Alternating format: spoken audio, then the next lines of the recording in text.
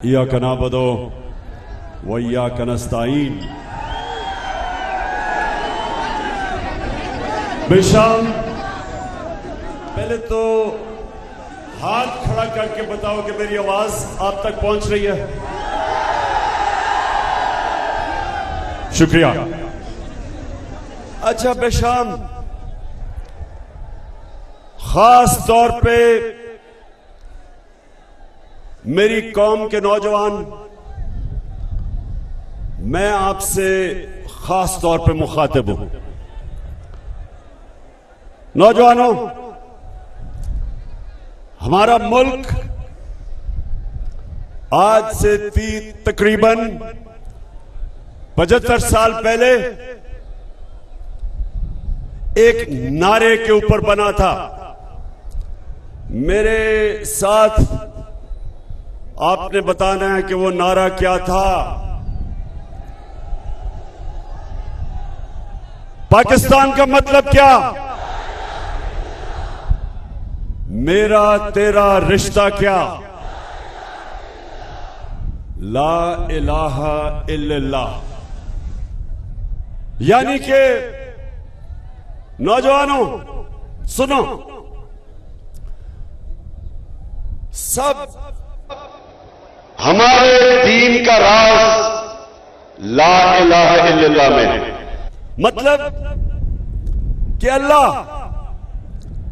तेरे अलावा कोई खुदा नहीं, और जो शिर्क है वो सिर्फ पत्थर के बुतों की पूजा करना शिर्क नहीं। शांगला के नौजवानों, पैसे के बुत की पूजा शिर्क है। झूठ बोलने के बुत की पूजा शिर्क है, और खौफ के बुत की पूजा करना सबसे बड़ा शिर्क है। क्योंकि खौफ एक कौम को, एक इंसान को गुलाम बना देता है। तो शोंगला के नौजवानों, याद रखना, कभी कोई बड़ा इंसान नहीं बना जो सबसे पहले खौफ के बुत को नहीं तोड़ता। तो जो कौम खौफ के बुत को नहीं तोड़ती वो गुलाम बन जाती है। और मैं आज आपके पास आया हूं पाकिस्तान की हकीकी आजादी की तहरीक के लिए। इस मुल्क को हकीकी तौर पे आजाद करना। और आजादी क्या है नौजवानों? आजादी क्या है? आजादी वो है जब कौम अपने लोगों के मफादात के लिए फैसले करती है, किसी और मुल्क के लिए फैसले नहीं करती, अपने लिए फैसले करती है। तो आप सबके लिए कि क्यों जरूरी है ये? अब पाकिस्तान में पेट्रोल और डीजल की कीमत बढ़ गई है। 30 रुपए लीटर कीमत बढ़ गई है। हिंदुस्तान ने चंद रोज पहले 25 रुपए लीटर कीमत कम की है। क्यों? अब मैं आप सबको बताना चाहता हूं कि एक आजाद मुल्क कैसे फैसले करता है, और गुलाम मुल्क मजबूर हो जाता है ऐसे फैसले करने के लिए जो उसके मुल्क को नुकसान पहुंचता है। हिंदुस्तान की आजाद फॉरेन पॉलिसी है। उन्होंने रूस से 30% कम पे तेल खरीदा है। हमारी हुकूमत भी रूस से खरीदना चाहती थी। साजिश के तहत हमारी हुकूमत चली गई। अब ये अमेरिकनों के गुलामों की हुकूमत ने अमेरिका से डर के रूस से 30% तेल कम कीमत पे इसलिए नहीं ले रहा कि अमेरिका से इजाजत नहीं मिली। उसके नतीजे में कौम के ऊपर, अवाम के ऊपर महंगाई का बोझ पड़ना शुरू हो गया। जब डीजल और तेल महंगा होता है, सब कुछ महंगा हो जाता है। तो ये सबसे पहले नुकसान समझें कि हिंदुस्तान के लोग वो रूस से तेल खरीद सकते हैं क्योंकि उनकी आजाद फॉरेन पॉलिसी है। पाकिस्तान नहीं खरीद सकता क्योंकि ये अमेरिका के गुलाम ऊपर बैठ गए। ये अमेरिका की इजाजत के बगैर ये कुछ नहीं करते, और अमेरिका इजाजत नहीं देता क्योंकि उनके रूस से ताल्लुकात खराब हैं। वो पाकिस्तान को इजाजत नहीं देता अपने लोगों को सस्ता पेट्रोल और डीजल बेचने के लिए। तो नौजवानों, और ये सिर्फ यही नहीं कि कौम को नुकसान हो रहा है, माशी तौर पे एक कौम अपने नजरिए पे भी नहीं खड़ी हो सकती। एक पाकिस्तान का डेलीगेशन इस्राइल गया पाकिस्तान का डेलीगेशन। उसमें एक सरकारी नौकर भी है जो सरकारी इदारे में काम करता है। हिंदुस्तान से अच्छे ताल्लुकात करना चाहते हैं, जबकि हिंदुस्तान कश्मीरियों पर जुल्म कर रहा है। तो ये जो मुल्क की फॉरेन पॉलिसी है, ये मैं आपको समझाना चाहता हूं कि जब एक अमेरिकी साजिश के तहत ये अमेरिका के पुतले ऊपर बैठ गए, तो पाकिस्तान जो अपने नजरिए पे, जो नजरिए हमारा जो मुल्क का नजरिया था, जो कायदे आज़म मोहम्मद अली जिन्ना ने कहा कि हम कभी भी इसराइल को रिकॉग्नाइज नहीं करेंगे जब तक फलस्तीनियों से इंसाफ ना हो।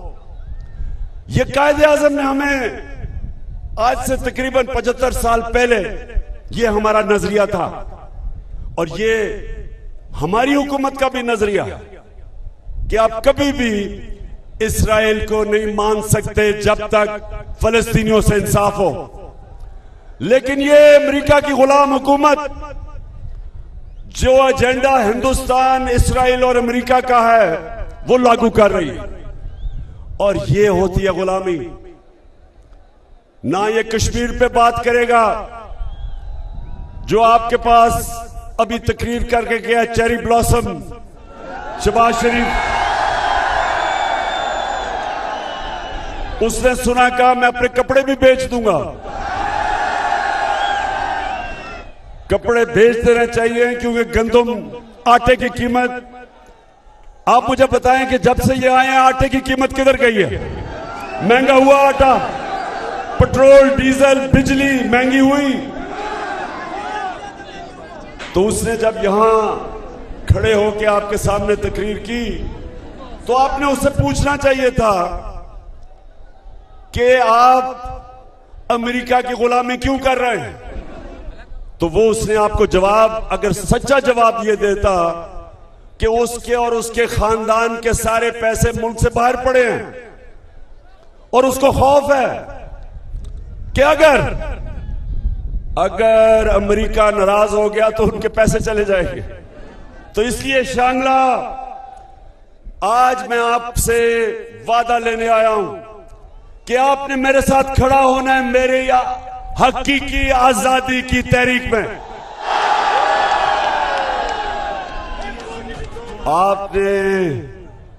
आपने जो अल्लाह से वादा किया हुआ है कि ला इलाहा इल्लल्लाह, सिवाय अल्लाह के कोई खुदा नहीं, हम किसी सुपर पावर को नहीं मानते, हम सिर्फ झुकते हैं तो अपने अल्लाह के सामने हम सच पे खड़े होते हैं, हम हक पे खड़े होते हैं, हम खौफ के बुत को तोड़ के हम सिर्फ और सिर्फ अपने नजरिए पे चलते हैं। और इसलिए मैं आज आपको सबको तैयार कर रहा हूं। पख्तूनख्वा में मैं हूं, परसों तक अपनी तंजीमें तैयार कर रहा हूं, अपनी पूरी प्लानिंग कर रहा हूं कि इंशाअल्लाह ये जो हमारी आजादी की तहरीक है ये तब तक चलेगी जब तक साफ और शफाफ इलेक्शन ये हुकूमत नहीं करवाएगी। अच्छा, आगे मैं आज अपनी कौम के सामने, जरा ये आप नौजवानों गौर से सुनना आपने मेरी बात। जब इन्होंने अमेरिकी साजिश के तहत, जिधर एक अमेरिकन डोनाल्ड लू, उसने हमारे सफीर को कहा, उसने क्या कहा सफीर को, कि अगर तुम इमरान खान को नहीं हटाओगे तो हम पाकिस्तान के लिए मुश्किलें पैदा कर देंगे, और अगर तुम इमरान खान को हटा के चेरी ब्लॉसम शहबाज शरीफ को ले आओगे तो हम तुम्हें माफ कर देंगे। तो मेरे शांगला के नौजवानों, क्या हम इस इंपोर्टेड हुकूमत को मानते हैं? ना ही हमारी कौम मानती है। हमारी कौम चाहती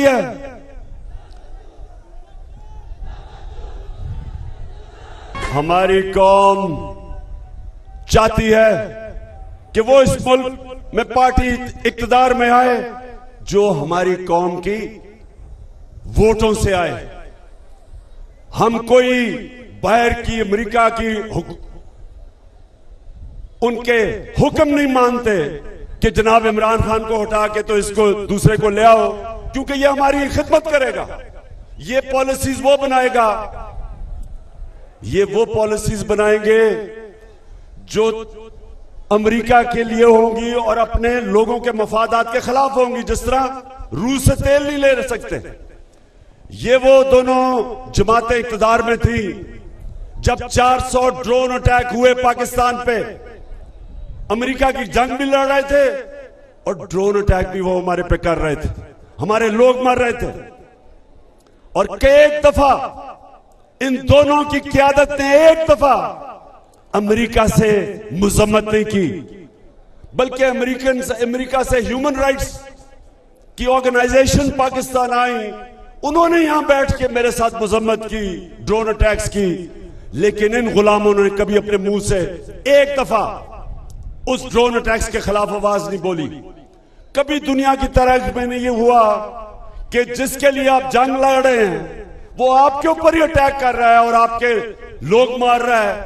400 बम अटैक करता है जिसमें औरतें बच्चे मरते हैं, लेकिन कभी मुज़म्मत नहीं करते। इसलिए इनको वो लेके आए हैं। और इसलिए नौजवानों, हमने अपनी हकीकी आजादी की पूरी तहरीक चलानी है। और फिर से तैयार हो, आप खौफजदा तो नहीं होगे।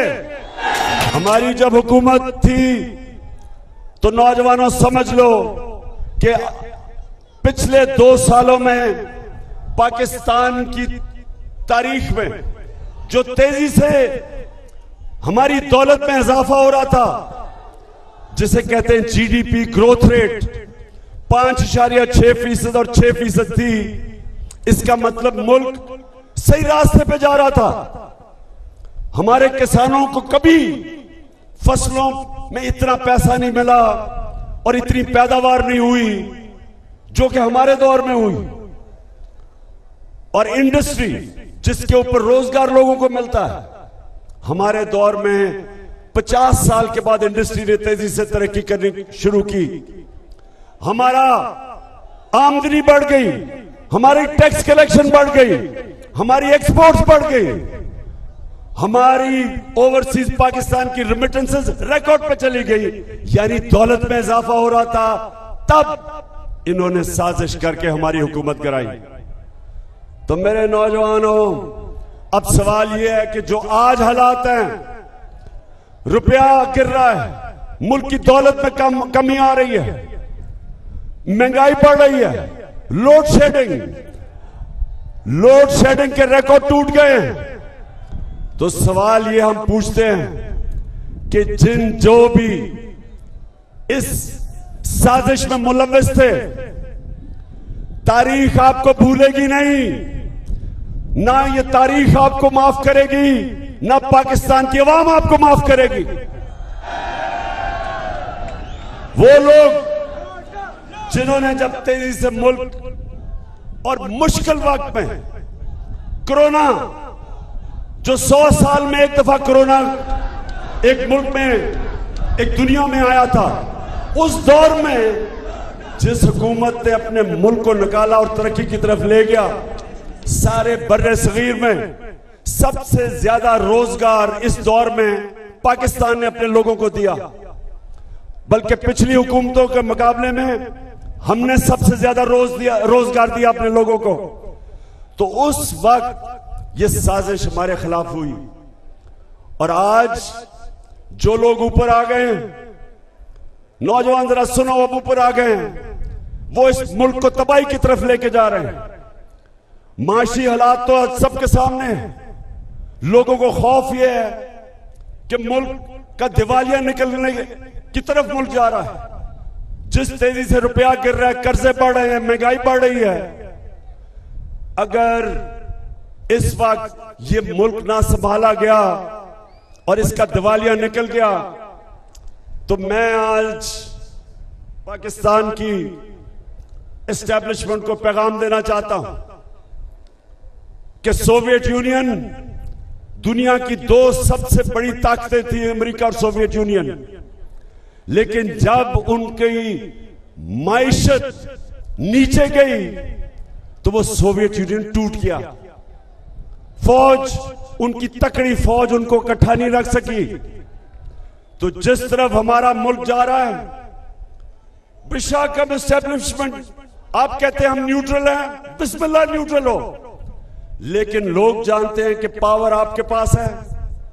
और कौम अगर इस तरफ नीचे, जिस तरफ ये लेके जा रहे हैं, जो चोरों का टोला मुल्क को नीचे लेके जा रहा है, लोग आपकी तरफ देख रहे हैं। और तारीख इस रोल को भी माफ नहीं करेगी कि मुल्क नीचे चला जाए और आप कहें हम न्यूट्रल हैं, और ये चोर जो कि अमेरिका की साजिश की वजह से ऊपर बैठे हुए हैं, ये मुल्क का दिवालिया निकाल दें। ये सिर्फ और सिर्फ इस मुल्क में दो काम कर रहे हैं।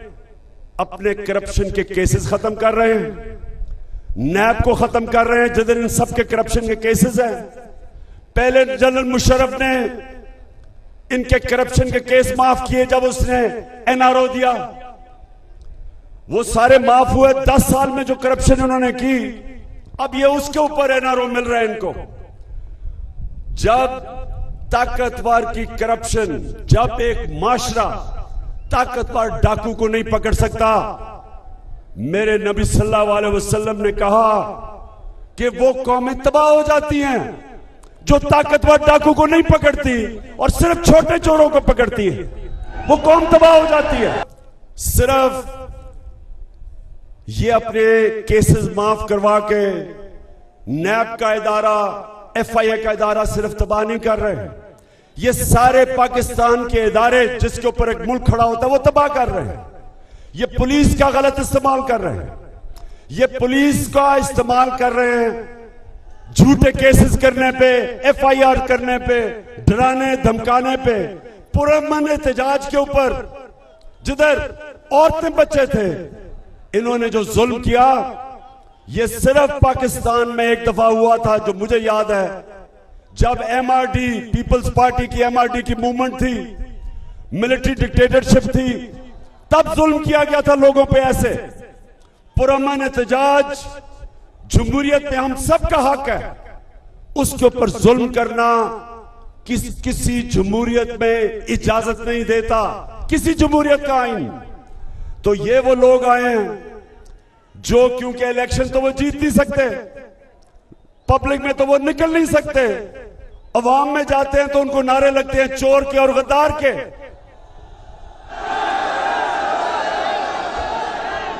तो इलेक्शन तो ये जीत नहीं सकते।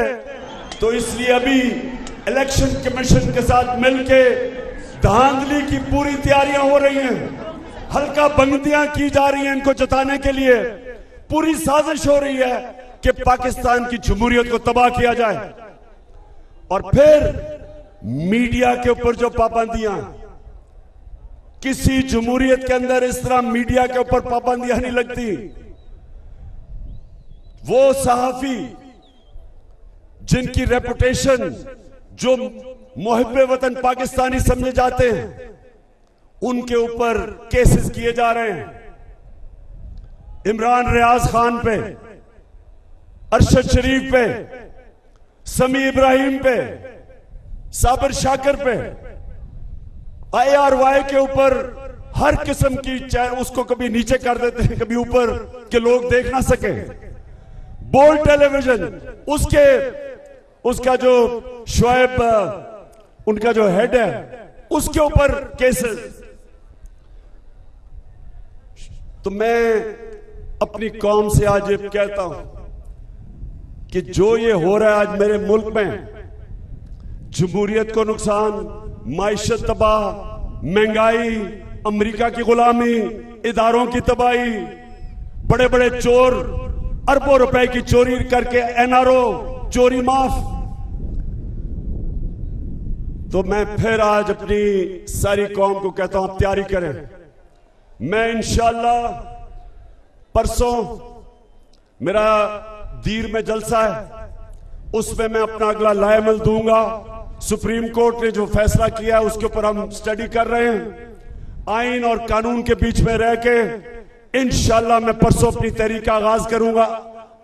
आगाज तो हो चुका है, मेरा मतलब अगला लाएमल दूंगा, और उसमें आपने तैयार होना है।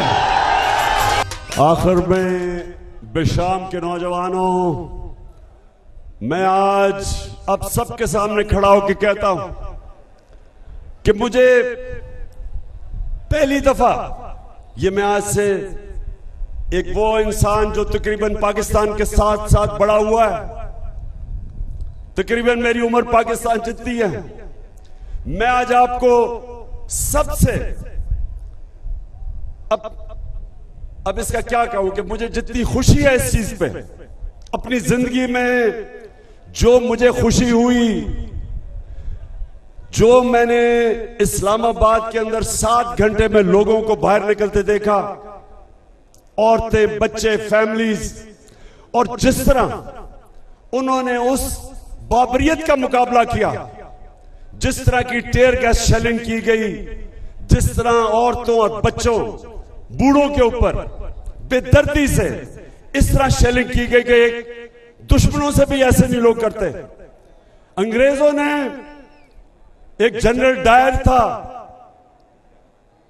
1919 में, उसने 150 लोगों के ऊपर गोली चला के उनको मार दिया, लेकिन हम गुलाम थे तब।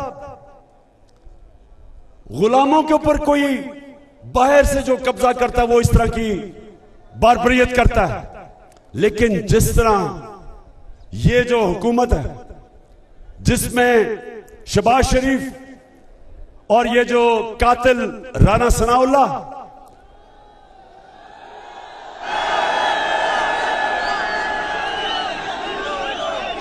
और नौजवानों याद रखना, जालिम इंसान हमेशा बुज़दिल होता है।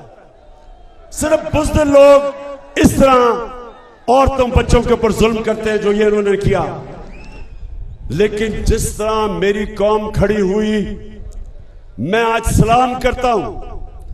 और जितनी मुझे खुशी हुई कि जिस तरह मैंने लोगों को देखा कि इसके बावजूद कि टेयर गैस शेलिंग हो रही है और वो शेल इस्तेमाल किए जा रहे हैं जो दहशतगर्दों पे करते हैं, उसके बावजूद लोग खड़े रहे घंटों तक, वो सामने खड़े रहे इनके, और उन्होंने बताया कि हम एक आजाद कौम है, हम किसी से खौफजदा नहीं है, ये कौम गुलामी नहीं कबूल करेगी, ये कौम इंपोर्टेड हुकूमत नहीं कबूल करेगी।